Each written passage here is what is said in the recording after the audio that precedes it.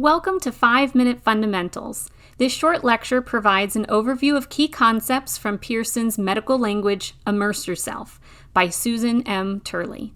Please note, this is a brief summary. It's not a replacement for the full review. For deeper understanding, examples, and practice, be sure to read the textbook and explore the complete resources available on Pearson's MyLab. Now, let's scrub into today's 5-minute focus. The respiratory system is a pathway of air passages that begin at the nose and ends in the lungs, and it can be divided into two main sections, the upper respiratory system and the lower respiratory system. Air enters through the nares into the nasal cavity, which is divided by the nasal septum. On each side, structures called turbinates slow down the airflow. From there, air passes into the pharynx, which serves as a shared passageway for food and air, and it has three parts: the nasopharynx, the oropharynx, and the laryngopharynx. Air enters next into the larynx, or voice box. From the larynx, air moves into the trachea, and then branches into the right and left bronchi. Inside the lungs, the bronchi are divided into bronchioles, and at the end of those bronchioles are tiny little air sacs called alveoli. Respiration is controlled deep in your brain. The respiratory control center manages the breathing without you even thinking about it.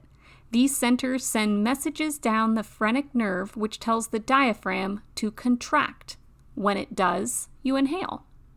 Inhalation happens when the diaphragm moves downward and the intercostal muscles lift up the ribs and out. This creates negative pressure inside the chest, pulling that air into the lungs. When we exhale, the diaphragm relaxes and the ribs move back down, and positive pressure pushes air out. But respiration is more than just breathing. It involves 5 key processes: ventilation, external respiration, gas transport, internal respiration, and cellular respiration. Common respiratory diseases include the upper respiratory infection, asthma, bronchitis, bronchiectasis, and reactive airway disease. In the lungs, you could see adult respiratory distress syndrome, atelectasis, chronic obstructive pulmonary disease, cystic fibrosis, empyema, influenza, Legionnaire's disease, lung cancer, pneumonia, pulmonary edema, pulmonary embolism, severe acute respiratory syndrome, and tuberculosis.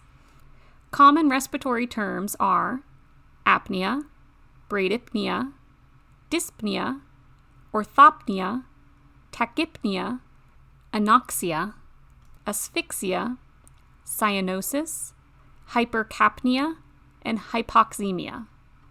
Common laboratory tests include the arterial blood gas, carboxyhemoglobin, oximetry, pulmonary function test, sputum culture and sensitivity, and tuberculosis tests. Common radiology and nuclear medicine procedures include chest radiography, computerized axial tomography, lung scan in nuclear medicine, and magnetic resonance imaging. Common medical procedures include auscultation, cardiopulmonary resuscitation, chest percussion, endotracheal intubation, incentive spirometry, nebulizer treatments, and oxygen therapy. And common drugs include antibiotics, antitussives, antivirals, bronchodilators, corticosteroids, expectorants, leukotriene receptor blockers, mast cell stabilizers, and smoking cessation drugs. Some common surgical procedures include bronchoscopy, chest tube insertion, lung resection, thoracentesis, thoracotomy, and tracheostomy. In summary, the respiratory system is a finely tuned structure that keeps us alive with every breath. From basic oxygen delivery to complex diseases, Understanding this system helps us appreciate how crucial it is to overall health.